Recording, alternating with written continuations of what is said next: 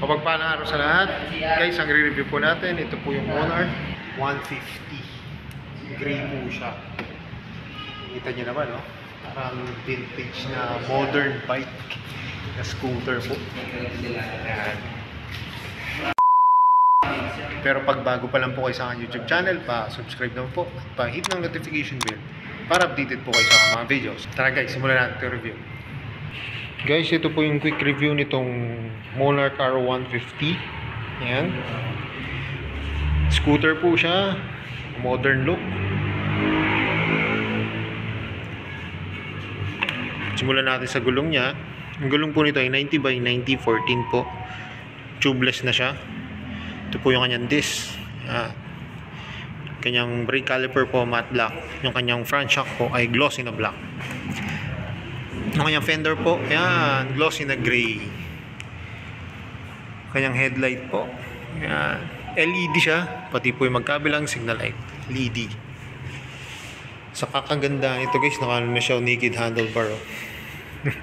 Sa scooter, di ba? Madalang po tayo makakita ng ganyan, yung naked handlebar. Ito po yung kanyang crankcase. Yan, tapos may naka-engrave po dito ng Monarch. Wala siyang kickstart. Ito po yung kanyang side stand. Sa center stand niya po, glossy na black. Tail light niya, yan, LED. Pati po magkabilang signal light. So guys, ano to? Yung pag umilaw to na nag-brake kayo, yung logo ng Monarch. Ganda. May reflector po dito sa plaka. Saka may ilaw siya para kita sa gabi. Ito guys yung kanyang rear shock. Yan, glossy na black. Ang sukat naman po ng likod na gulong nito ay 90 by 90 14. Ito yung kanyang muffler. Heat guard. Footrest ng angkas. Ganda po. Saka guys, ano siya, hindi pagbabalik niyo po siya, hintayin niyo siyang tumunog. Yun, para hindi po siya lumabas ulit. Kasi pag yan, tapos ginanon nyo lang, pwede siyang hindi mag-lock. Dapat marinig niyo yung tunog. Yun, para nakalock na siya. Yung grab bar niya po, yan, ganda po.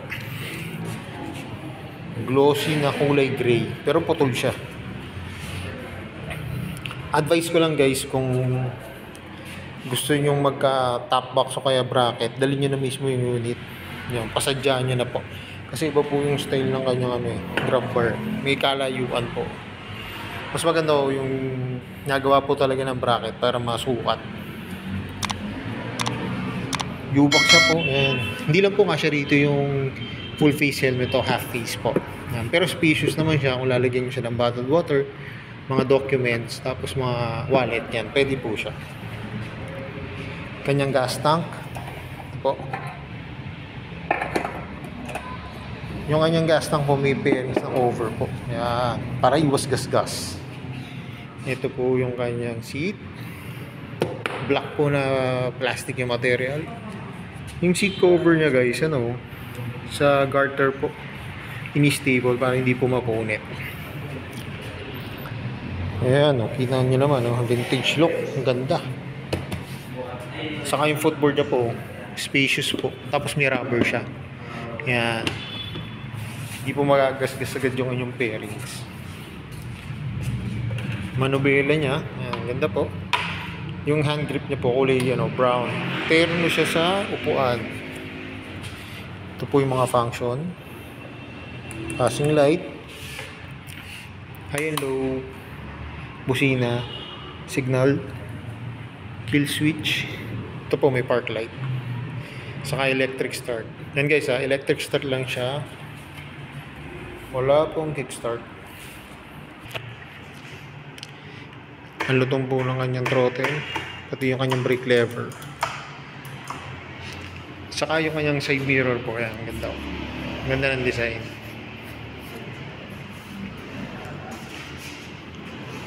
Saka ito po yung dagdag features na po, yan, oh. Meron siyang USB port, saka digital na po yung kanyang gauge panel, at remote na po siya na smart key. May packet po siya rito. Yan. Magkabila po ito eh. Magkabila siya. Yan. Pero tagusan lang po. Yan. Tagusan lang siya. Tapos ito po yung kanyang susi. Ito po yung kanyang remote na susi. Ang maganda po dito, meron po siyang smart key. Press nyo lang po ito. Ayun, paglabas. Ito na po. Dito niya po siya ipapasok. Parang ganito po siya. Pag nakuha nyo na, pasok yung ganyan. Pag lopot na po yung remote nyo, pwede nyo na siya start. Saka guys, meron siyang dito, yan, para pag may pinamili kayo, pwede nyo po siyang sabitan. So yun guys, sasakyan ko na tong Monarch R150. Yan. Tingnan nyo kapag nakasakay na ako sa unit. Guys,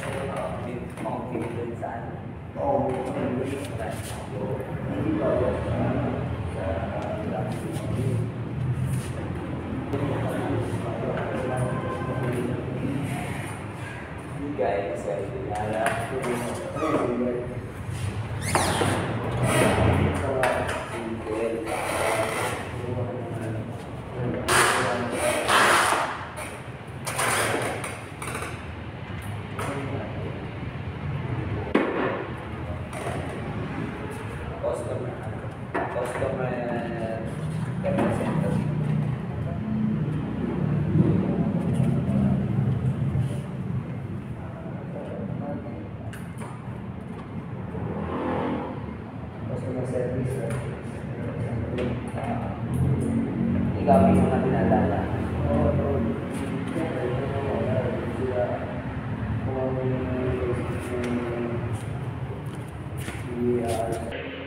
So yun guys, nakita nyo, sinakyan ko na yung unit. Napakababa niya po.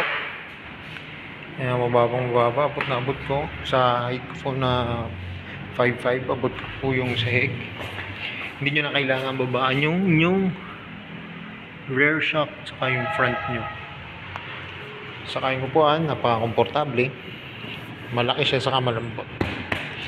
Saka yung pong footboard niya, malaki po yung galawan ng paa nyo.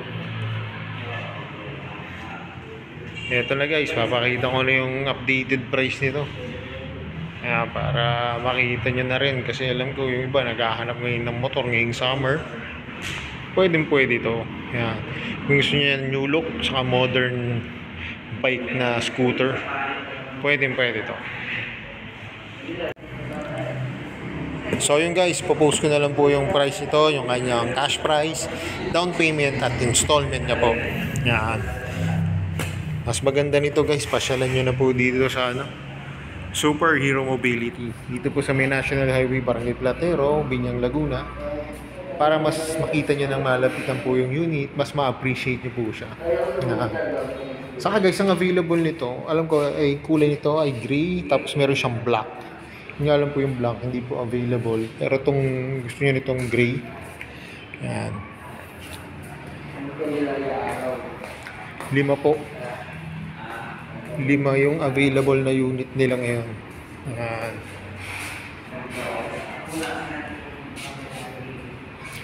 Mas maganda guys to, makita nyo na siya ng personal o actual. Kasi mas ma-appreciate nyo po siya pag makikita nyo yung actual na unit.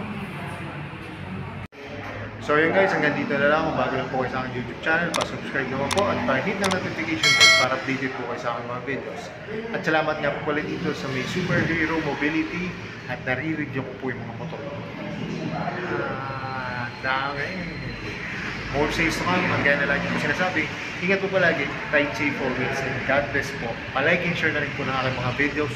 At lagi natin tatandaan, mahal tayo ng Diyos. Bye-bye!